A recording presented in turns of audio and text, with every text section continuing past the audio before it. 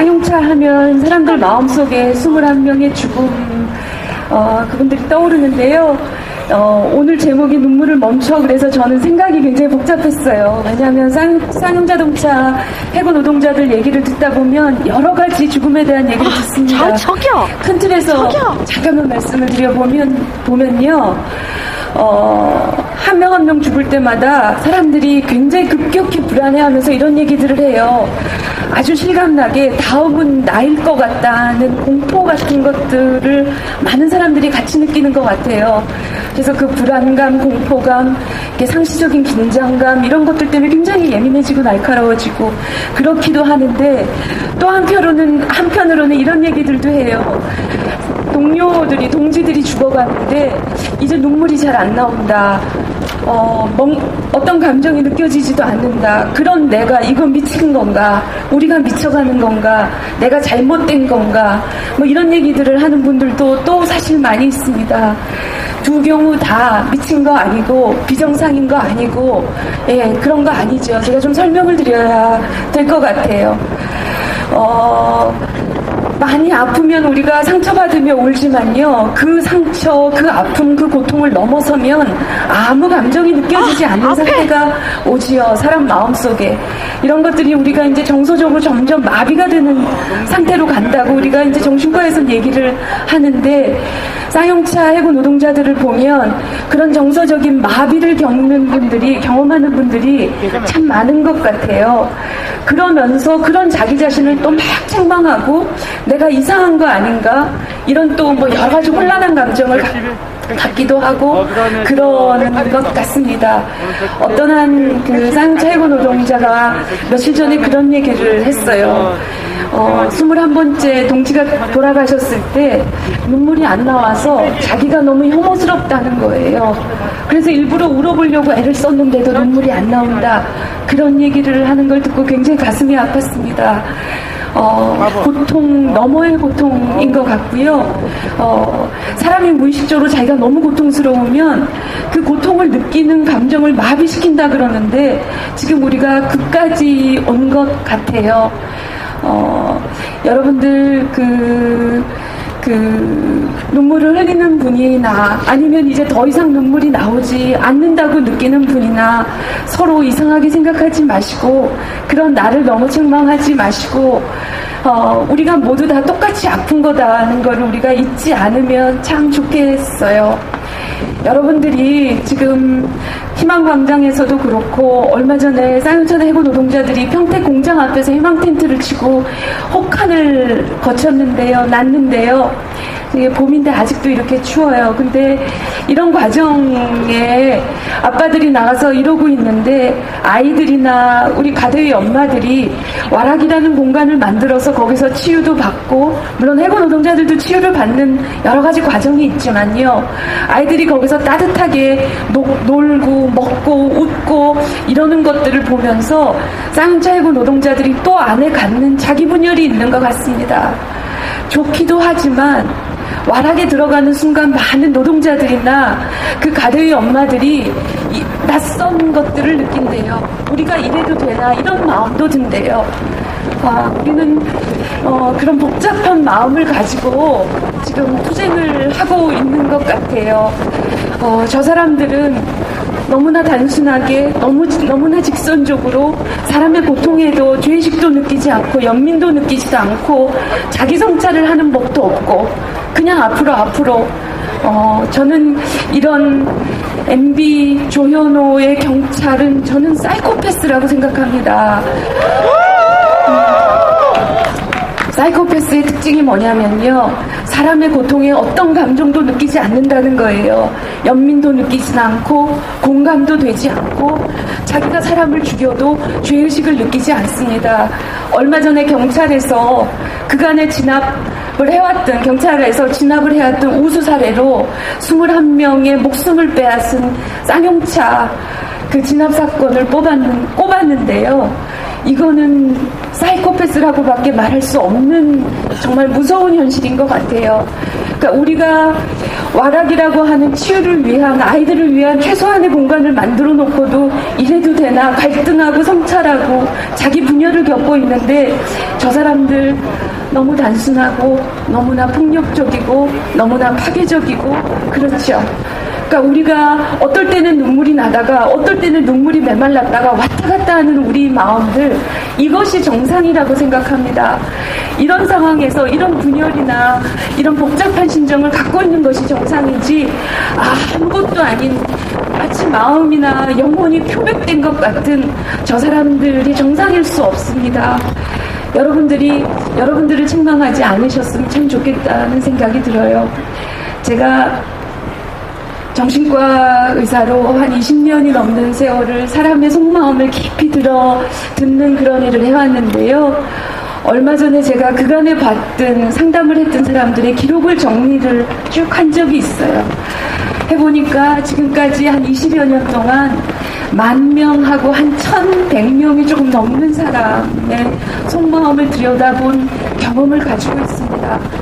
근데 제 그동안 많은 사람들의 고통을 들었는데, 정말 치유하기가 어렵고 가장 힘든, 가장 고통스러운 상태가 어떤 상태냐면요, 억울하게 내가 굴복을 당했다는 느낌을 치유하는 것이 가장 어렵고, 그런 고통을 극복하는 것이 한 개인한테 가장 힘든 일이라고 생각이 들어요.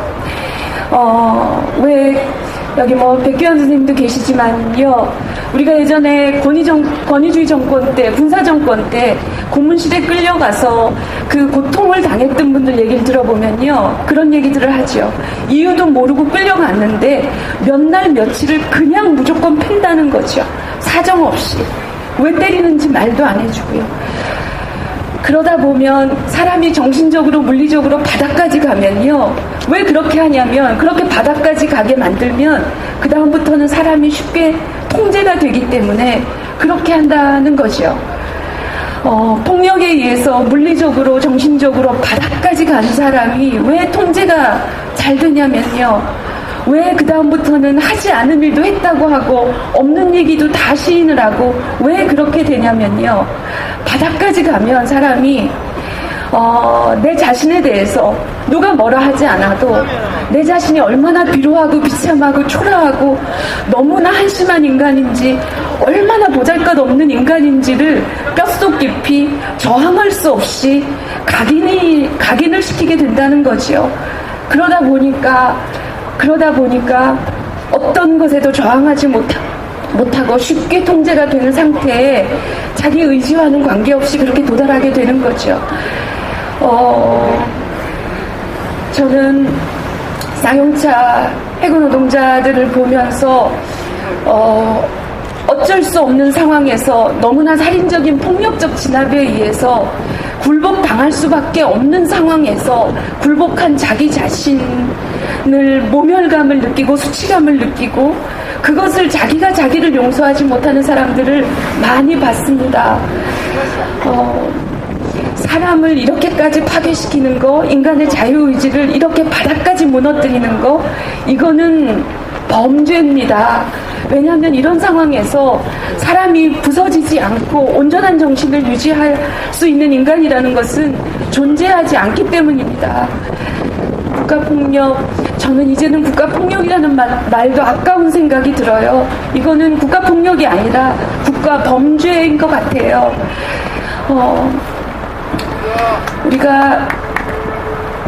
우리가 그런데 그런 끔찍한 폭력적 경험을 또 사업장에서도 그렇게 억울하게 한 인간의 자유의지를 굴복당하게 만드는 그런 정책들, 회사의 지침들, 경찰의 폭력들, 이런 것들이 우리가 상시적으로 노출돼 있죠. 그럼에도 불구하고 여기 계신 분들은 끝까지 굴복당하지 않기 위해서 내 한 인간으로서의 존엄과 자존을 지키기 위해서 이렇게 열심히 투쟁을 하신다고 생각이 들어요.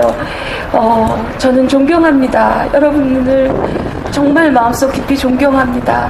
왜냐하면 그러기가 너무 어렵기 때문이죠.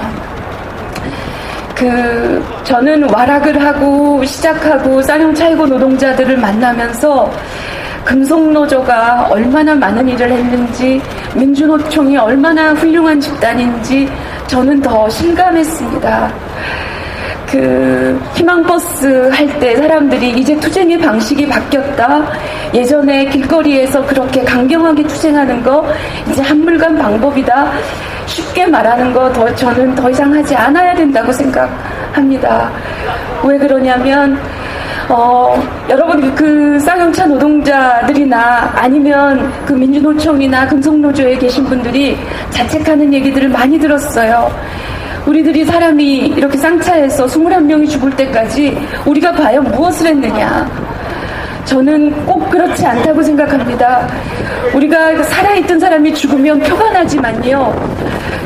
죽음 직전까지 가서 내가 죽으려고 마음먹었던 사람들이 어떤 힘에 의해서 죽지 않기로 결정하는 것은 겉으로 드러나지 않지요.